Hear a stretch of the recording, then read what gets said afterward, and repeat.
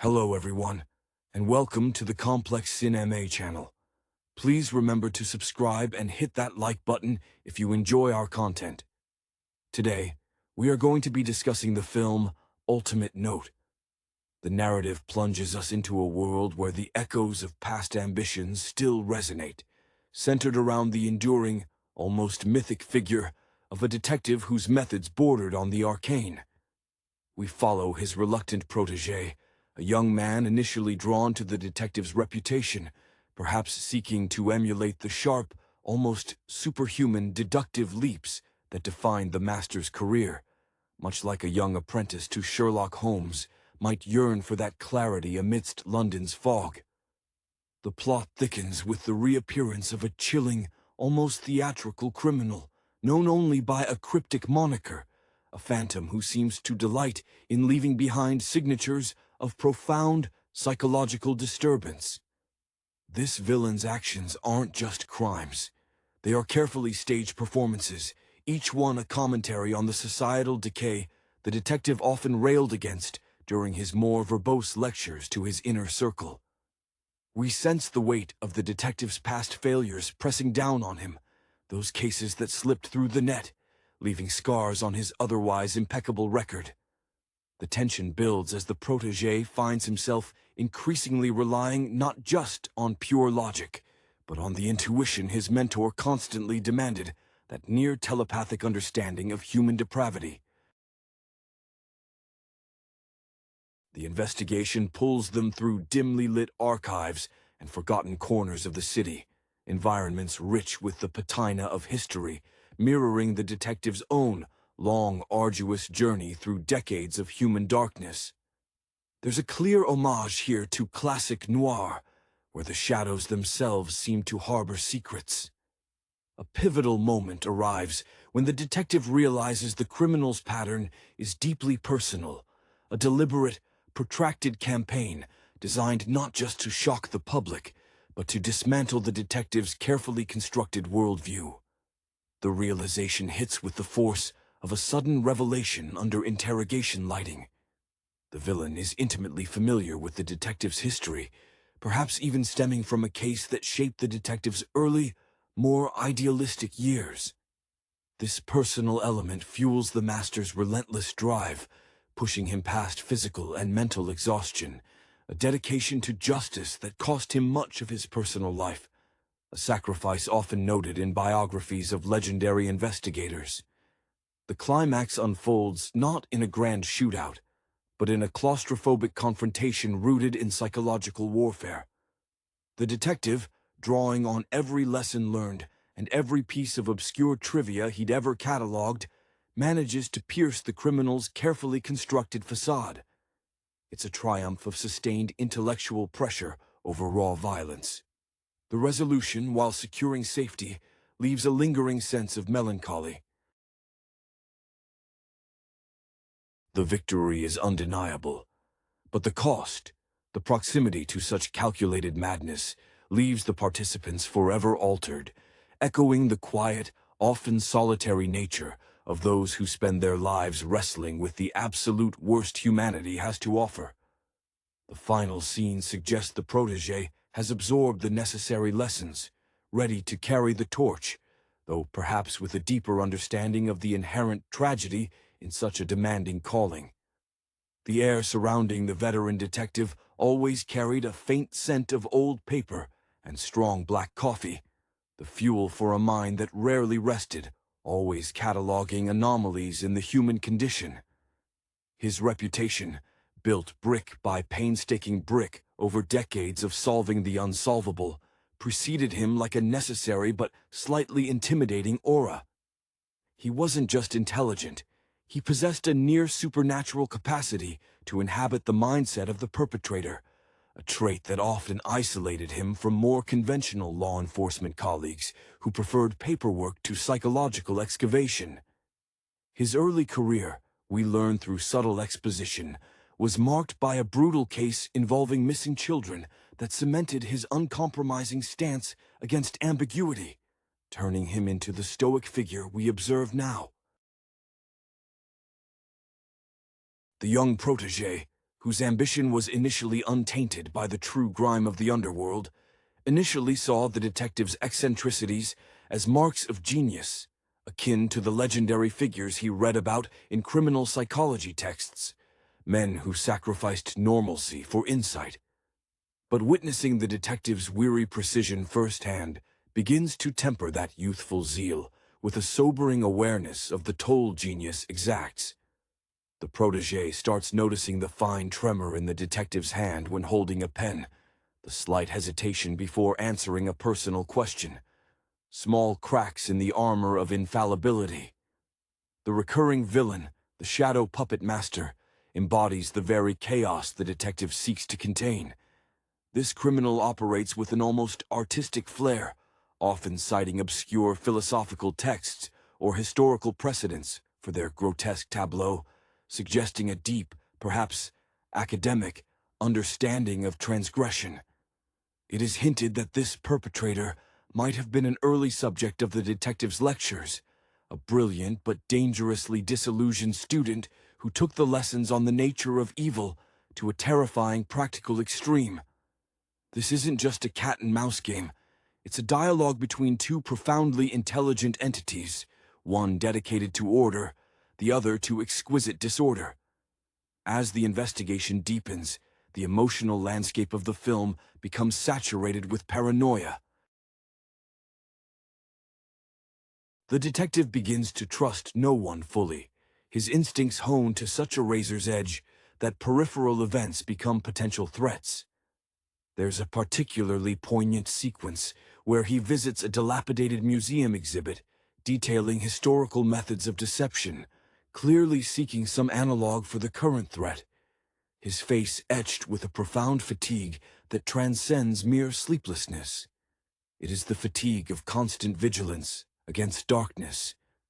The confrontation, when it finally arrives, is less about brute force and more about exploiting the single, most deeply buried insecurity of the antagonist. The detective uses language itself as the weapon, meticulously stripping away the villain's carefully constructed identity until only raw vulnerability remains exposed. This mirrors the detective's own life philosophy, that every elaborate cover hides a very simple, often pathetic truth. The final emotional resonance stems from the detective's quiet, almost imperceptible nod of acknowledgement to his protégé, not a celebration of victory, but a shared recognition of the horrifying intimacy achieved through confronting such calculated evil, a bond forged in the crucible of necessary despair. The weight of knowledge, the film suggests, is the true inheritance of the master. The detective's apartment, when the camera occasionally lingered there, wasn't just a dwelling. It was an archive, rows of meticulously organized files stacked alongside first editions of forgotten sociological texts. His commitment to the work wasn't just a career choice. It was a near monastic vow, which explains why his few personal relationships withered long ago, leaving behind only the sterile companionship of unsolved cases.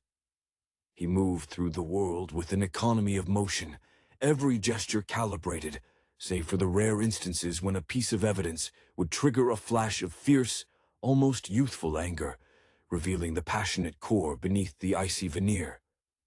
This intensity was what initially fascinated the younger investigator, who came from a background steeped in procedural bureaucracy, viewing the veteran's intuitive leaps as an almost magical solution to the messy reality of crime. The protégé, initially eager to impress with rapid data analysis, quickly learned that the true currency in the detective's orbit was interpretation, not information. He began mimicking the older man's habits, the way he'd tap his temple when focusing, the habit of looking slightly past a person's eyes, as if searching for the truth lurking just behind their pupils. Yet, the sheer weight of the darkness the detective swam in started to infect the newcomer. There were scenes of the protégé staring blankly at his own reflection, momentarily unsure if the shadows clinging to him were merely ambient or something he had internalized. The villain's theatricality served as a brilliant, terrifying counterpoint to the detective's quiet severity. This antagonist wasn't driven by simple greed. The motive seemed to be a profound, intellectual dissatisfaction with the concept of ordered reality itself. We see snippets of the criminal's past, perhaps a mention of dropped out of a prestigious university program, citing disillusionment with the superficiality of codified morality. Each crime scene was a lecture, a twisted syllabus designed to challenge the detective's foundational beliefs about human nature. The level of personalized knowledge the perpetrator displayed suggested an obsession that bordered on worship, an effort to become the detective's ultimate intellectual equal, or perhaps his successor in the understanding of the abyss. During a stakeout in a freezing, forgotten municipal records office, the emotional climax of their professional relationship occurred. The detective, after days without real rest, shared a brief, unguarded anecdote about a case from decades past, a case where he had been too arrogant, too certain, and consequently missed a crucial psychological nuance, leading to a death. This admission, delivered without self-pity but with profound gravity, was the real turning point for the protégé. It wasn't just the methodology that mattered. It was the acceptance of fallibility in the pursuit of something just. The final capture was orchestrated through silence and pressure. The detective didn't shout. He simply presented a chain of logic so flawless, so deeply connected to the villain's own twisted philosophy, that the criminal's carefully constructed persona simply deflated, collapsing inward. The emotion that followed wasn't elation, but a deep, bone-weary quiet. Watching the once indomitable detective walk away from the scene, not toward accolades but toward the solitude of his apartment, the protégé understood that the greatest victory in this line of work wasn't catching the monster, but surviving the brief, terrifying moment when you had to become as intimately familiar with the monster's mind as you are with your own. The final image lingers on the young man, now standing straighter, but with a gaze that holds a newly acquired, heavy wisdom, ready to bear the burden of the truth. The immediate aftermath of the confrontation settled over the precinct like a heavy, damp fog, thick enough to obscure any sense of immediate triumph. The usual flurry of paperwork and mandatory debriefings felt absurdly trivial against the backdrop of the profound psychological excavation they had just undertaken. The veteran detective, having successfully navigated the labyrinth of his adversary's mind, retreated not to claim credit, but to the familiar, dusty sanctuary of his own research. He found a perverse comfort in the tangibility of old evidence logs, a desire to ground himself in verifiable facts after engaging in such intense, abstract warfare. His colleagues, witnessing his almost immediate withdrawal from the spotlight, could only shake their heads with a mixture of awe and pity, recognizing that for him, closure wasn't the cessation of investigation, but the transition to the next, inevitably darker puzzle. The protégé, now occupying a space intellectually closer to his mentor, found himself resisting the urge to celebrate his own growth. He observed the detective's isolation not with resentment, but with a burgeoning empathy. He started to see the detective's feigned detachment not as arrogance, but as a necessary, self-imposed quarantine against the contamination of human malice. This realization colored his own interactions. Where he once sought affirmation, he now sought understanding, adopting the detective's habit of listening not just to the words spoken, but to the silences between them, interpreting the subconscious narratives individuals desperately try to suppress. His own ambition subtly shifted from wanting to be the great detective to wanting to understand the necessity of that greatness and the deep loneliness it guaranteed. A subtle shift in the narrative focus began as the threat was neutralized. The film began to examine the societal fallout, the ripples created by the villain's highly publicized acts. The focus moved from the mechanics of the chase to the fragility of the public trust that had been so violently shaken. The detective, always a critic of superficial societal structures, found himself reluctantly drawn into public commentary, his sparse, brutally honest statements serving as momentary anchors in a sea of public hysteria. He spoke of the necessity of internal fortitude over external security, echoing the philosophical undercurrents that often fueled his most complex deductions. The idea that chaos begins not on the streets, but in the unexamined recesses of the human spirit. The final, lingering emotional beat concerns the succession, though neither character would ever use such a grand term.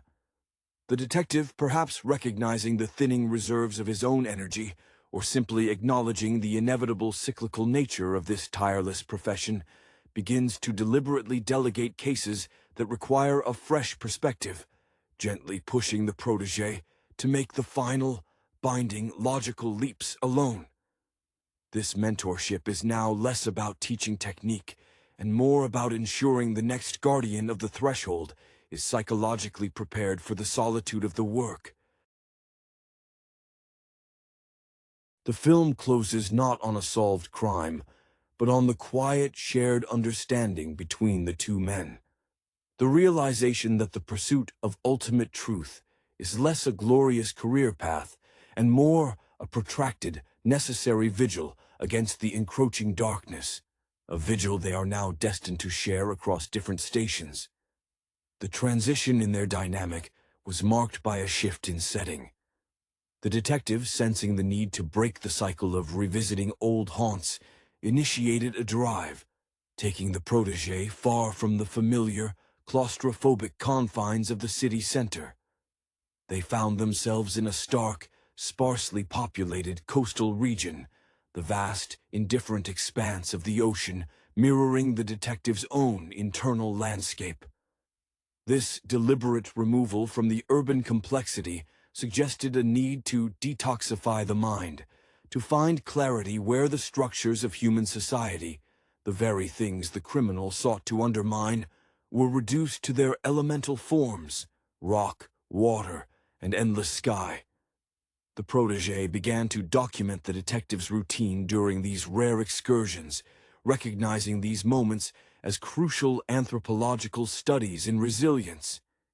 He noticed the detective's fascination with the tides, the relentless, predictable movement of vast forces, a stark contrast to the unpredictable chaos of the human mind he usually wrestled with.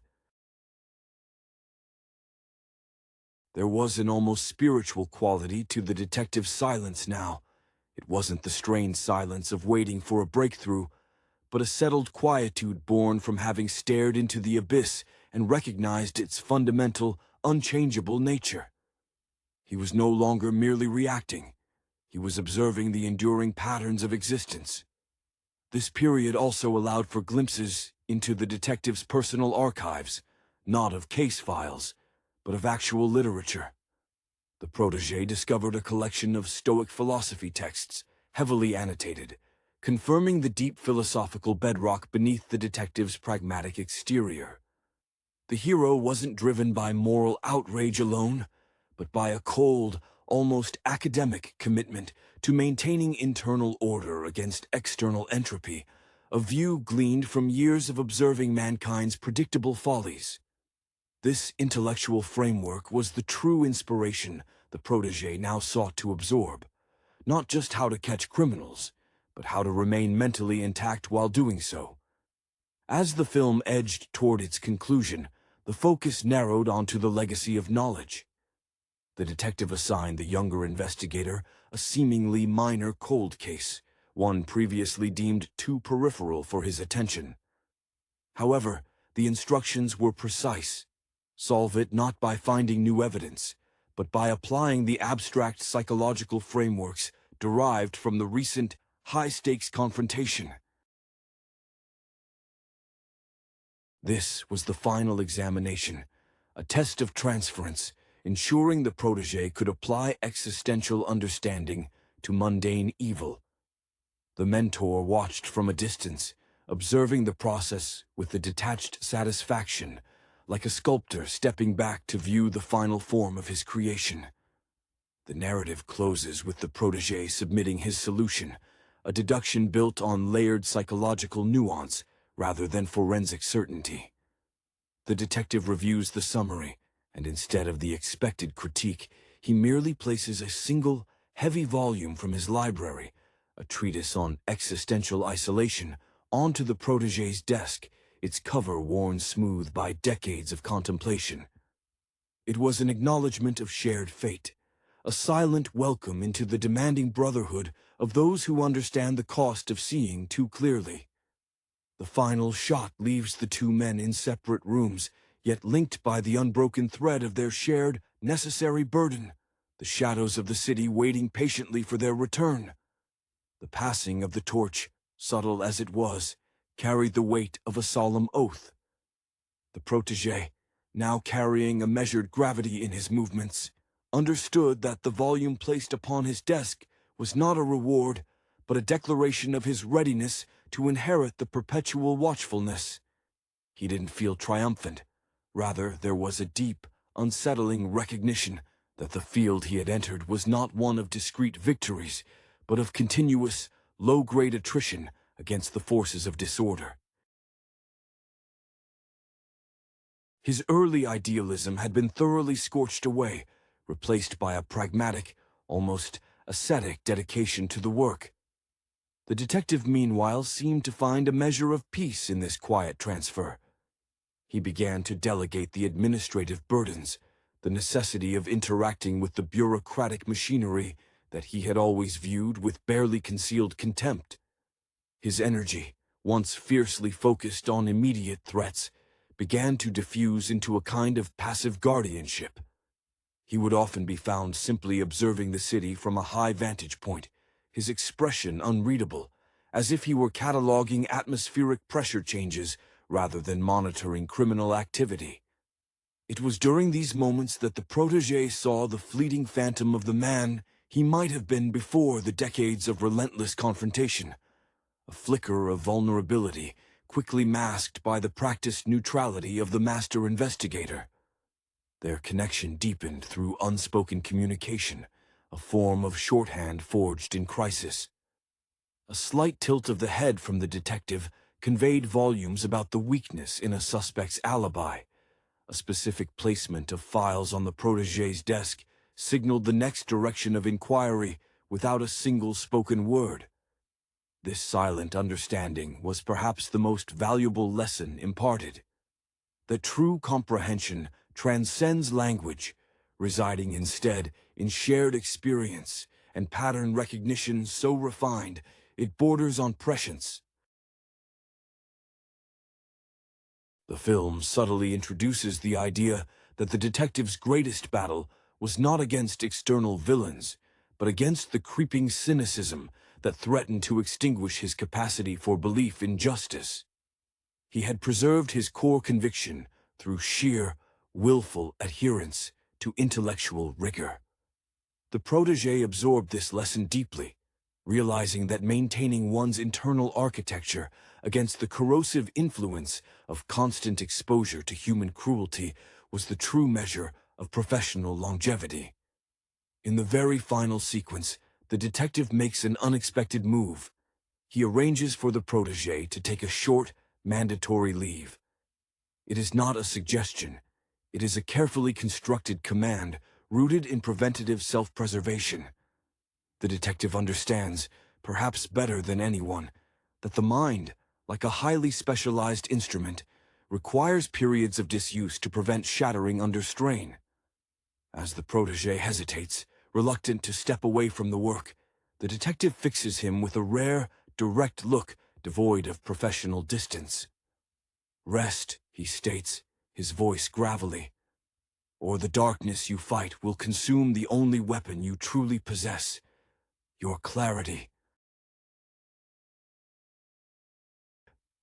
This final act of command, born not of authority, but of profound, weary foresight, completes the narrative arc, leaving the audience with the image of two dedicated souls, momentarily separated, yet bound by the knowledge that the ultimate case file in their lives will always be the maintenance of their own minds. The protégé's mandated sabbatical was an exercise in forced stillness, a challenge far more demanding than any complex case file.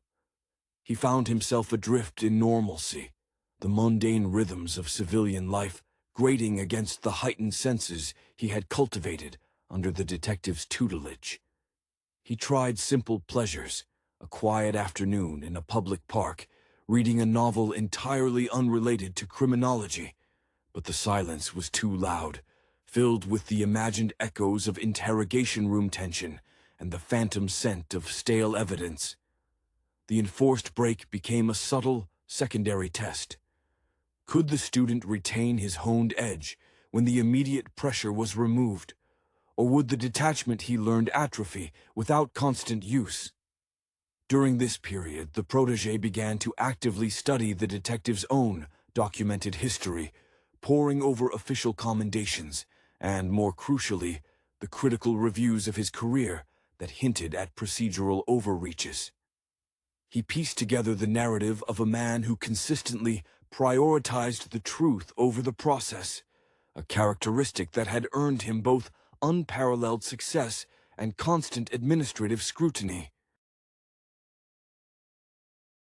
He recognized that the detective's entire career was a sustained act of rebellion against mediocrity, fueled by an almost spiritual dedication to intellectual honesty in the face of institutional compromise.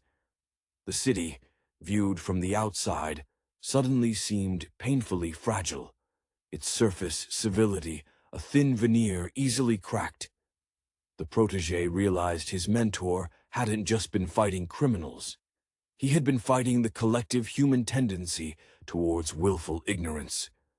This understanding fueled a new kind of resolve within him. He began writing detailed, philosophical critiques of the methods he had learned, not to contradict them, but to articulate the moral scaffolding that supported such extreme investigative tactics, an attempt to formalize the intuitive wisdom before it faded into legend. When he finally returned, the precinct felt different, less intimidating, more like a necessary, if imperfect, operational base. He found the detective exactly where he expected, back at his desk, the same strong coffee brewing, the air thick with the quiet intensity of deep thought. There were no effusive greetings, no questions about his rest. Instead, the detective slid a single thin folder across the desk. It contained only preliminary notes on a disappearance, a case that, on the surface, smelled of a simple runaway, easily dismissed by conventional units. But the subtext, conveyed by the detective's unwavering gaze, was clear. This was not about the case itself. It was an invitation to apply the newly internalized philosophy. The detective was asking the protégé to look beyond the surface evidence, to read the unseen psychological topography of the situation, armed with the hard-won knowledge of human depravity. The true inheritance was not the detective's solved cases, but the perpetual, self-imposed assignment to see the world as it truly was, stripped of comfortable illusions.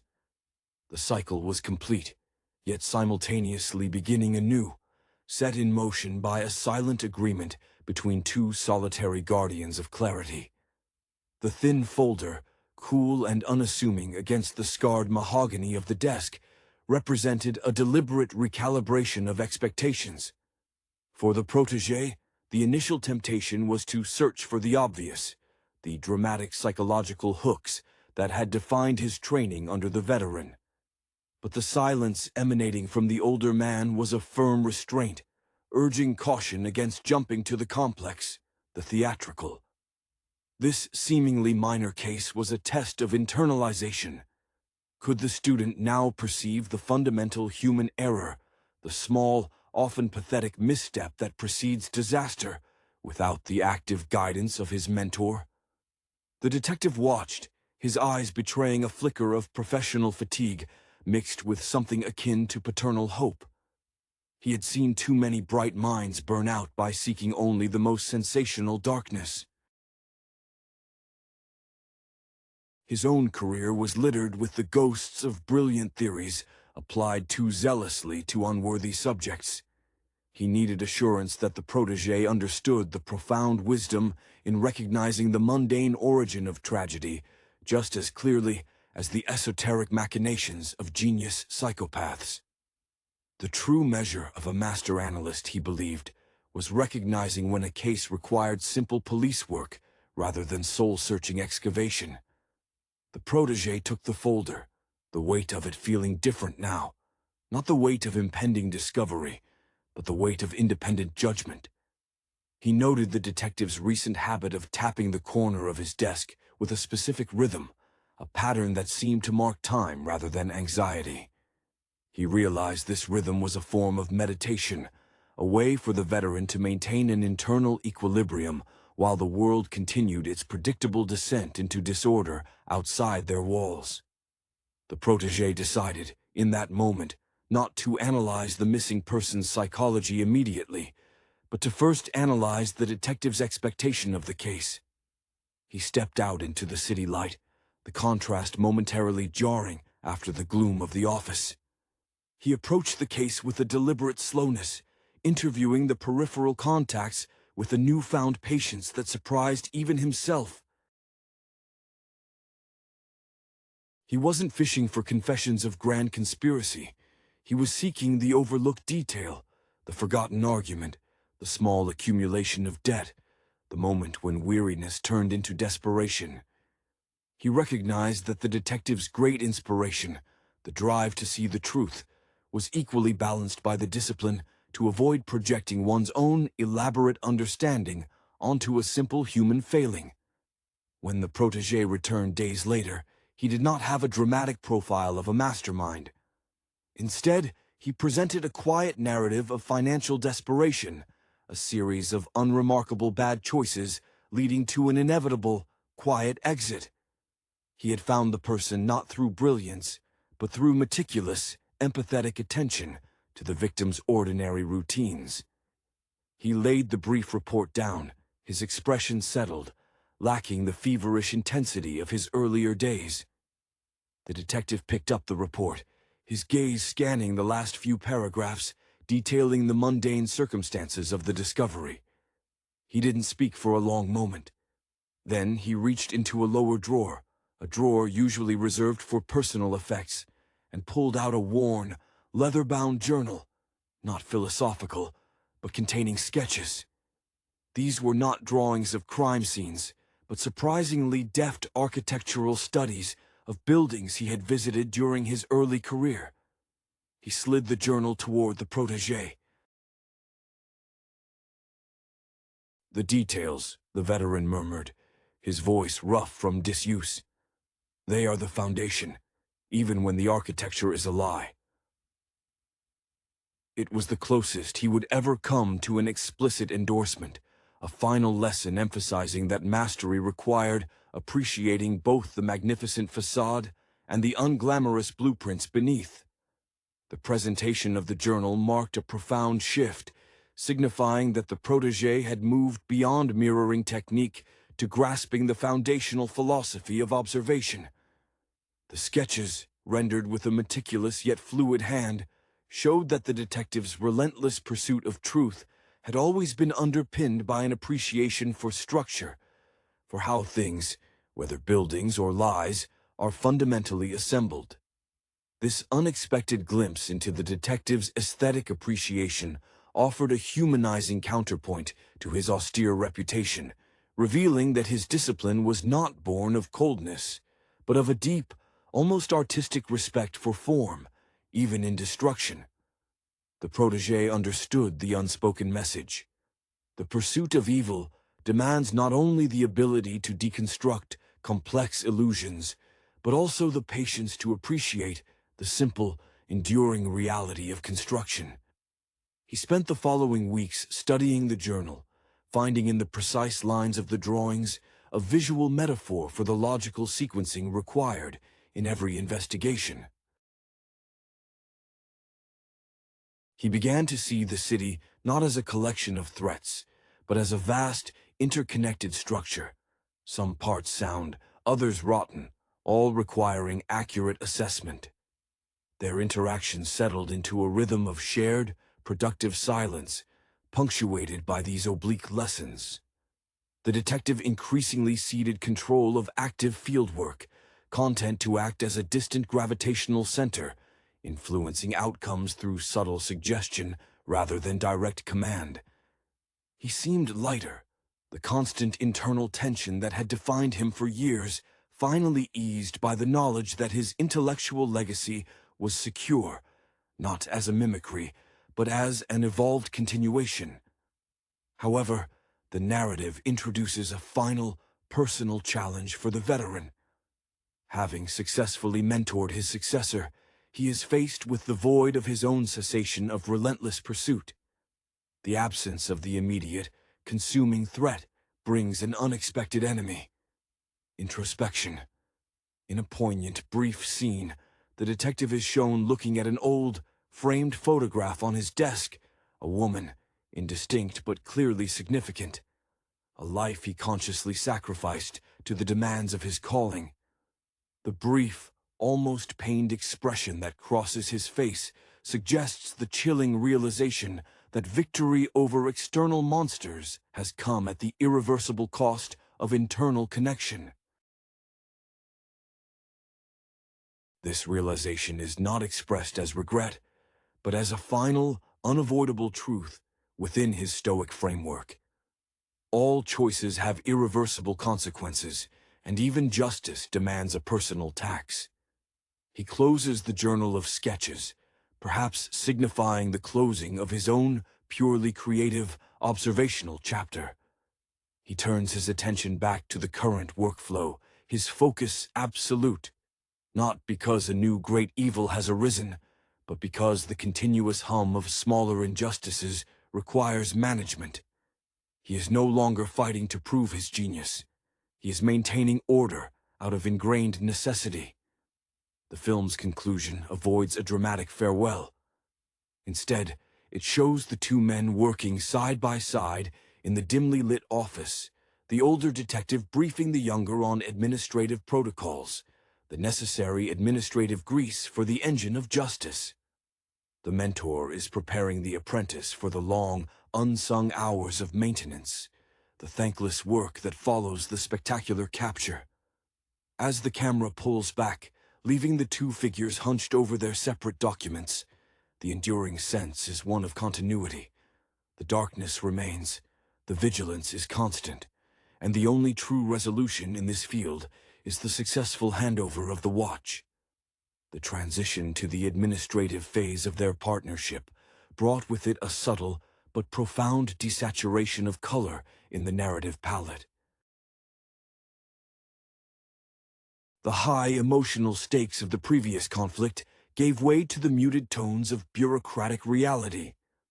The detective, now focused on ensuring the procedural integrity of their department, treated policy manuals with the same rigorous intellectual scrutiny he once reserved for encrypted criminal codes. This shift illustrated a final, essential lesson. Genius must be institutionalized to endure beyond a single lifetime. He was engineering his own obsolescence by making the system robust enough to function without his unique, almost erratic brilliance. The protégé, while fully capable of handling the intellectual demands of complex deduction, now wrestled with the sheer tedium of ensuring compliance and proper archiving, the necessary scaffolding that prevents investigations from collapsing into chaos. He found himself occasionally glancing at the detective, expecting a cutting remark about the banality of paperwork. But the older man offered only quiet compliance, a gesture that spoke volumes about his own weary acceptance of the world's structural necessities. It was as if the detective had finally conceded that even the pursuit of ultimate truth required adequate funding and correctly filed forms.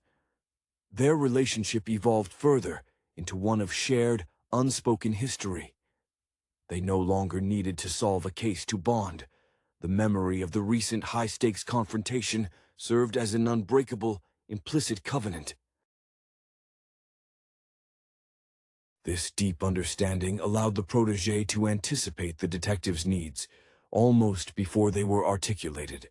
For instance, when a young, overly enthusiastic officer presented a theory based purely on conjecture, the detective merely raised an eyebrow.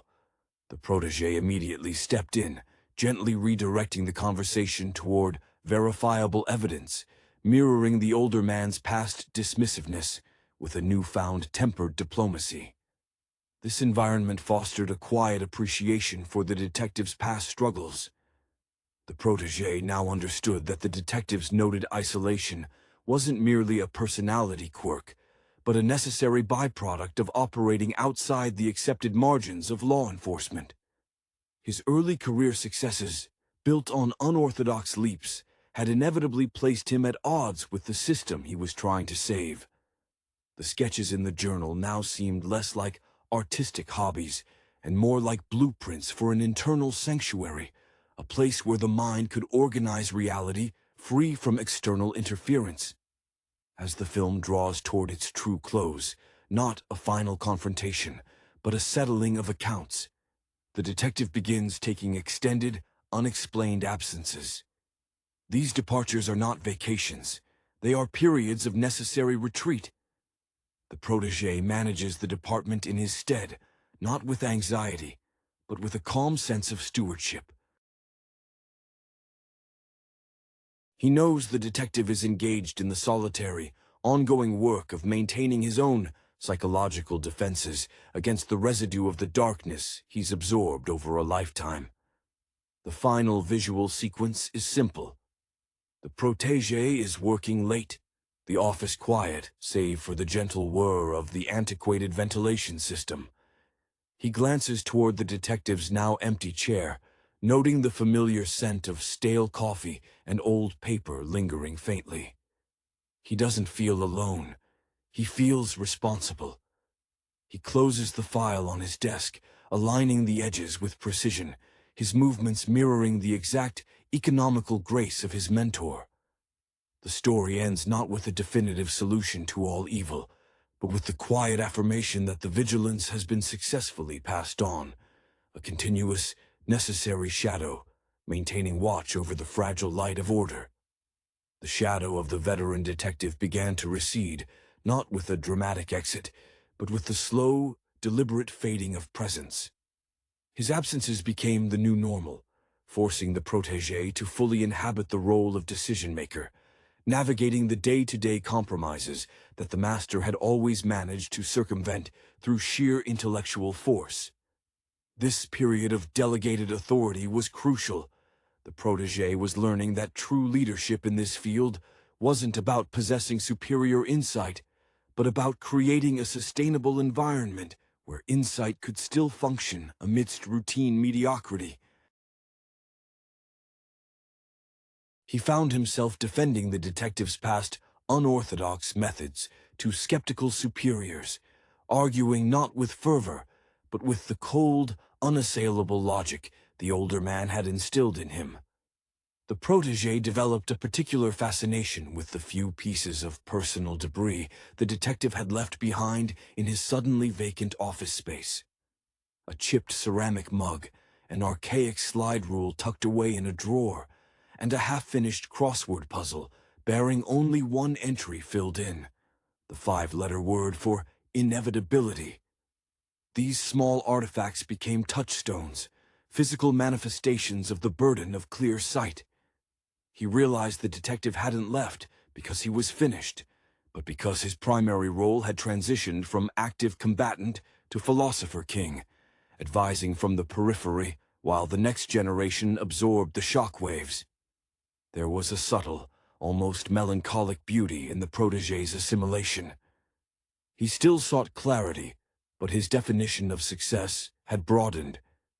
He understood now that preventing a single, sensational crime was less important than ensuring the systemic capacity to manage the ongoing, low-grade corruption of the human spirit. His youthful desire for the spotlight had been replaced by a deep-seated commitment to the shadows, the unglamorous work of maintaining the integrity of the investigation process itself. He even started to appreciate the paperwork, seeing each mandated form as a necessary bulwark against the very chaos they fought to contain. One rainy afternoon, the detective returned unannounced, looking thinner, the lines around his eyes deeper, suggesting his periods of solitude were not entirely restful. He didn't ask about specific cases. Instead, he asked about the crossword puzzle. The protégé pointed to the word inevitability. The detective nodded slowly, a rare gesture of agreement that carried the weight of a lifetime of confirmations. He then spoke, his voice even softer than before, about the nature of true retirement for someone like them. Not a cessation of duty, but a redefinition of engagement. He explained that his ongoing task was now to act as a cultural memory, ensuring that the difficult lessons learned, the psychological pitfalls, the moral compromises, were not lost in the next cycle of eager new recruits. He was becoming the living archive, the cautionary tale. He didn't need to solve the next great mystery. He needed to ensure the one solving it next, the protégé, was protected from the same self-consuming intensity that had defined his own ascent. The final interaction was brief. The detective collected his worn leather journal and the chipped mug. He paused at the doorway, casting a final, comprehensive look over the bullpen, an inventory of the order he had helped establish. There was no grand summation, no tearful goodbye. He simply nodded toward the protégé, a silent acknowledgement of the mantle fully assumed. As the door clicked shut behind him, the protégé felt the weight of the silence settle, not as an emptiness, but as a profound, earned responsibility. He turned back to the stacks of files, picking up the next folder not with excitement, but with the steady, grim determination of a caretaker committed to the long, necessary watch. The shadow had passed, leaving behind a clearer, if infinitely more demanding, light. The silence that descended after the detective's final departure was not one of absence, but of fulfilled potential.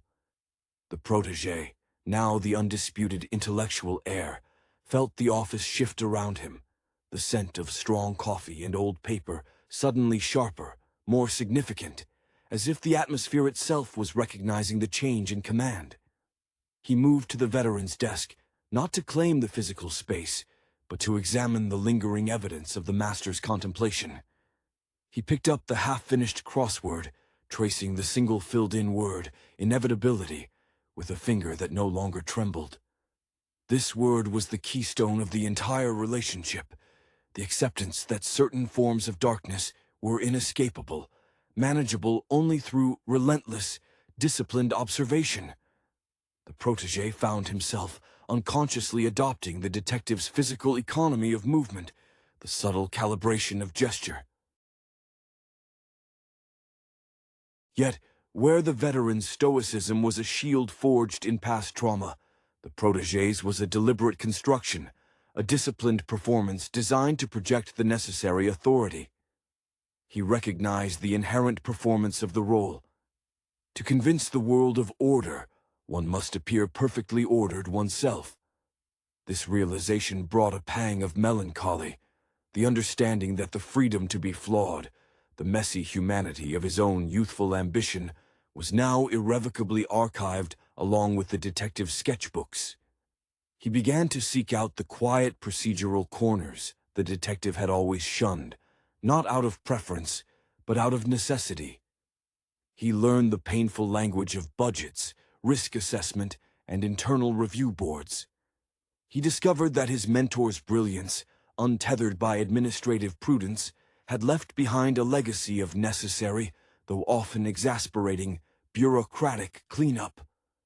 The protégé viewed this organizational effort as a final quiet service to the man who had freed him from the field. By stabilizing the structure, he ensured that when the next shadow puppet master inevitably emerged, the system would be better equipped to endure the psychological siege. The only true connection to the past remained the rare, cryptic correspondence from the detective.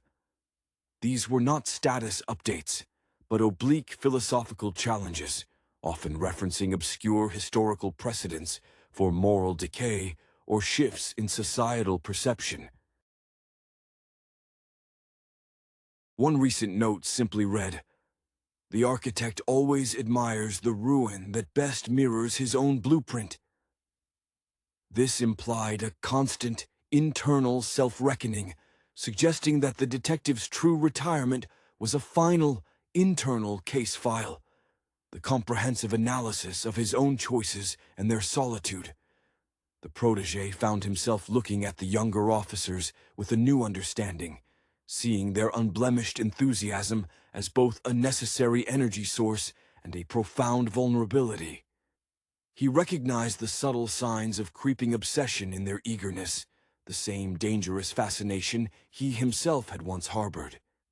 He began preemptively structuring their investigations differently, emphasizing the importance of maintaining external lives, of deliberately cultivating hobbies utterly divorced from the nature of their work. He understood that the greatest tool he now possessed, inherited directly from the veteran, was the knowledge of how to step back without losing sight of the precipice. The film concludes not with the protégé solving a new, spectacular case, but with him calmly closing the door to the precinct late one evening. The office is silent, the air subtly cleaner, the scent of coffee less potent, replaced by the faint, metallic tang of the city itself. He pauses, realizing he is no longer waiting for the master's approval or expecting a sudden appearance. He is the watchman now. He adjusts the framed photograph of the detective that he had quietly placed on the now clean desk, not as a memorial, but as a symbol of continuity. The darkness is still there, vast and patient, but standing in the quiet light of the office, the protégé is not overwhelmed. He is simply prepared, a solitary figure guarding the threshold between understanding and oblivion. The cinematic adaptation of Ultimate Note, drawing from the rich mythology of the Daomu Biji universe, presents a fascinating study in the enduring appeal of grand adventure, intertwined with the heavy burden of inherited legacy. This film dives deep into the world of grave robbing, or tomb raiding, as it is more elegantly termed within the narrative, not just as a quest for material wealth, but as a relentless pursuit of truth, shrouded in centuries of secrecy and dangerous speculation. At the heart of the narrative lie the complex dynamics of the central trio. Xiao Ge, the mysterious and almost ethereal ancient or ultimate note-keeper, embodies the archetype of the solitary guardian burdened by knowledge too profound for casual understanding. His physical prowess and almost supernatural composure, often attributed in fan discussions to the legendary Zhang family lineage, serve as the film's anchor in the realm of the unbelievable. When we see him move, there's a sense of practiced fatalism. He is performing actions dictated by blood and duty, not by personal desire. This character's appeal lies heavily in the mythology surrounding him, echoing figures like the stoic hero of classic wuxia, whose mastery is so complete it borders on the divine. Contrast this with Wu Xi, the inheritor thrust unwittingly into this shadowed world. His journey is the audience's entry point. Initially portrayed as the educated, somewhat naive relative of a storied tomb raider, Wu Xi's evolution across the franchise has always centered on his transition from reluctant participant to a driven investigator, seeking to reconcile the fantastical reality he uncovers with the mundane world he once knew. His character arc in Ultimate Note often emphasizes the emotional toll of uncovering his family's secrets, a stark contrast to the clinical detachment of his companions. This grounds the often absurd perils they face in recognizable human stakes. Then there is Zhang Qiling's steadfast companion, often referred to as Fatty or Pangsy, whose inclusion is crucial for injecting necessary levity and pragmatism into the high-stakes environment. Fatty, with his boisterous personality and surprisingly keen situational awareness, functions as the necessary counterbalance to the existential dread permeating the narrative. His commitment, despite his constant grumbling about comfort and proper meals, speaks to a loyalty forged in shared, life-threatening experiences, a bond essential for survival in environments where trust is the rarest commodity. The visual execution of the tomb exploration is where the film truly shines, striving to meet the grand scale imagined by its literary source material. The production design meticulously crafts labyrinthine, subterranean environments, rotting wooden structures, impossibly preserved chambers, and waterlogged passages that speak of long-forgotten dynasties. The inspiration here clearly draws from classic adventure cinema, perhaps channeling the spirit of Indiana Jones while overlaying it with the specific, often gruesome, fantastical biology found in Chinese folklore and pulp fiction. The lighting design is masterful, utilizing deep shadow, punctuated by harsh, artificial light sources that emphasize claustrophobia and the immediate danger lurking just beyond visibility. However, the film faces the inherent challenge of adapting notoriously dense source material. The narrative pacing sometimes suffers from the need to explain complex mythological elements, the nature of the ultimate note itself, the motivations of the various competing factions, and the history of the objects they seek. This sometimes results in exposition dumps that momentarily stall the kinetic energy of the action sequences. Yet, these explanations are vital. They feed the core theme, that the greatest danger is not the traps or the monsters, but the knowledge itself, which has corrupted and destroyed generations before them. Ultimately, Ultimate Note succeeds because it understands that the adventure is secondary to the connection between the characters navigating the impossible. It is a meditation on legacy, duty, and the strange, terrifying family one chooses when the official one leaves you with only riddles and traps. The film offers not just thrills, but a palpable sense of entering a world where history is not buried, but merely waiting to be disturbed. The emotional texture of the narrative hinges precariously on the silent understanding shared between these three individuals, a connection forged in the crucible of near-death experiences. Xiao Ge, as the vessel of the Zhang clan's sorrow and prodigious skill, carries an almost unbearable weight of memory that he cannot fully access himself, making him a tragic figure despite his immense capabilities. His infrequent, clipped pronouncements often carry the weight of prophecy, further cementing his detachment from ordinary human concerns. It is fascinating to observe how Wu Xi, the scholar forced into the role of field leader, constantly tries to breach this wall of stoicism, driven by an empathetic need to understand the burden Xiao Gei shoulders, perhaps projecting his own anxieties about his family's entanglement onto his friend. Fatty's role transcends simple comic relief. He is the essential humanizer. While Wu Shai struggles with the philosophical implications of their descent into the esoteric, and Xiao Gei merely exists within the flow of his destiny, Fatty demands tangible reality. His complaints about the humidity, the lack of decent tobacco, or the structural integrity of a 2,000-year-old ceiling serve as necessary anchors, pulling the audience back from the brink of narrative abstraction. His deep-seated loyalty, often masked by sarcasm, suggests a profound recognition of the inherent nobility in Xiao Gei's sacrifice, even if he'd rather be back in Hangzhou running his antique shop. This camaraderie elevates the film beyond a simple treasure hunt into a study of found family under extreme duress, The film's handling of the supernatural elements deserves closer inspection. Unlike Western adventure tales that might treat monsters as external threats to be vanquished, the creatures and phenomena within these tombs often feel like organic extensions of the environment, the result of ancient biological experiments or spiritual stagnation.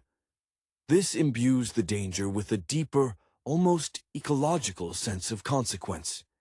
They are not invading the tomb. They are guarding its unnatural equilibrium.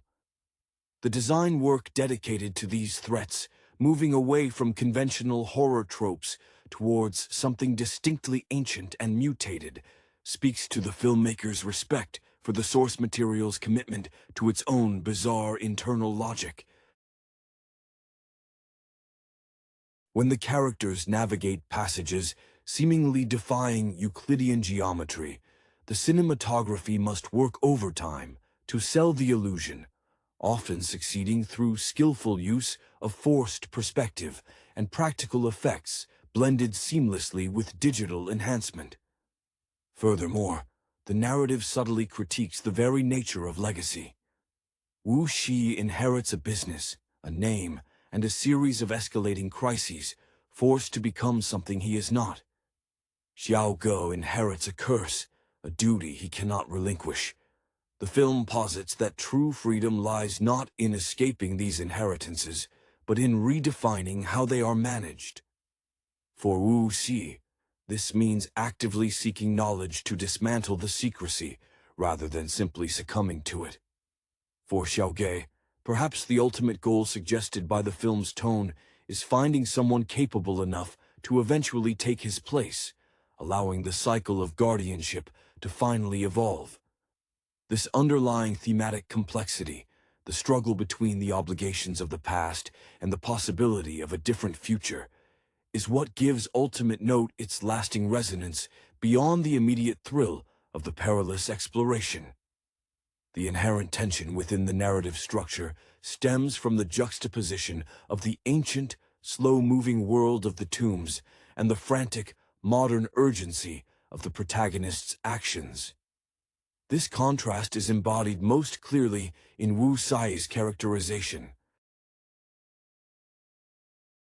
His background, often alluded to as being involved in legitimate commerce, provides him with an intellectual framework that clashes violently with the intuitive, survivalist mindset required underground. We see him constantly consulting diagrams or frantically cross-referencing fragmented clues, a necessary modern response to overwhelming, archaic information. This intellectual grappling is a key emotional beat. It signifies the modern struggle against opaque, entrenched power structures, represented here by the shadowy organizations that seek to control the secrets the trio uncovers. Xiao Ge's moments of emotional breakthrough, though rare, are often triggered by triggers related to his lost memories or his profound, almost subconscious connection to the structures they explore. There are fleeting instances where his focus breaks, revealing a flicker of confusion or genuine pain beneath the surface of his controlled demeanor, moments that serve as painful reminders to Wu Sai of the human cost of Xiaojie's eternal vigilance. These brief cracks in the facade are meticulously handled, relying heavily on subtle shifts in the actor's gaze rather than dialogue, a testament to the visual storytelling traditions that favor implication over explicit statement. Fatty, conversely, acts as the emotional barometer for the audience's mounting stress. His commentary, even when humorous, often reveals a deep-seated fear of the unknown spaces they penetrate. He vocalizes the audience's own discomfort with the bizarre ecosystems they encounter, the things that move in the dark, that defy categorization. His pragmatism is not just about comfort. It is a survival strategy rooted in tangible reality, a necessary rebellion against the esoteric logic that governs the ancient architects. It's his grounded reaction that prevents the film from drifting too far into pure fantasy, maintaining a tether to the physical risks involved in maneuvering collapsing stonework or traversing sheer drops. The antagonists in these scenarios, often faceless agents of various syndicates or cults, serve primarily as narrative catalysts, pushing the main trio into deeper danger rather than offering complex character development themselves. This choice keeps the focus intensely on the core relationship dynamics. The external threat forces a kind of accelerated intimacy. When life hangs by a thread because of a poisoned dart or a cave-in, the established trust between Xiaoge, Wu Sai, and Fatty is either confirmed or shattered. The film relies on the established audience faith in their unbreakable pact, making moments of peril less about the external danger and more about observing how each man supports the others under duress. The entire enterprise functions as a sustained test of that bond, with the treasures and secrets acting merely as the environment in which that loyalty is proven. The immersive quality of Ultimate Note is significantly enhanced by its attention to sensory detail, particularly the often neglected element of sound design, which transforms the subterranean settings into active participants in the drama. The echoing silence of vast chambers is frequently broken by unnatural sounds, the faint, rhythmic dripping that suggests impossible distances, the subtle grinding of stone shifting under immense pressure, or the unnerving rustle of something unseen moving just beyond the beam of a flashlight. This aural landscape builds tension organically, forcing the viewer, along with the characters, to strain their senses, constantly second-guessing every sound. This meticulous crafting of atmosphere underscores the film's philosophical stance that true horror isn't always visual. Often, it is the anticipation generated by what one cannot quite perceive. The film subtly explores the theme of historical weight pressing down on the present. The artifacts they seek, the notes, the maps, the relics, are not just keys to wealth. They are fragments of a long, painful history that specific families have been forced to carry. When Wu Si touches an ancient inscription, the film often employs quick, almost subliminal flashes of related imagery, suggesting a psychic resonance or a shared trauma across millennia. This visual language suggests that the past is not truly past. It is merely buried beneath the surface, ready to bleed into the contemporary moment. This constant dialogue between the ancient custodians and the modern adventurers provides a richer context than simple action sequences allow. Moreover, the aesthetic choices in depicting the titular Ultimate Note itself, or the artifacts leading to it, reveal a deliberate move towards intricate, almost obsessive detail. These objects are rarely shiny treasures. They are often tarnished, organic, or disturbingly complex, suggesting a knowledge base too alien or too potent for casual handling. This design philosophy ensures that the rewards are intellectual and existential, rather than merely material, reinforcing the idea that the real value of the quest lies in understanding the forces that shape the world, rather than possessing its relics. The film maintains that the pursuit of this forbidden knowledge is a burden willingly, if sometimes regretfully, shouldered by those who stumble upon the lineage.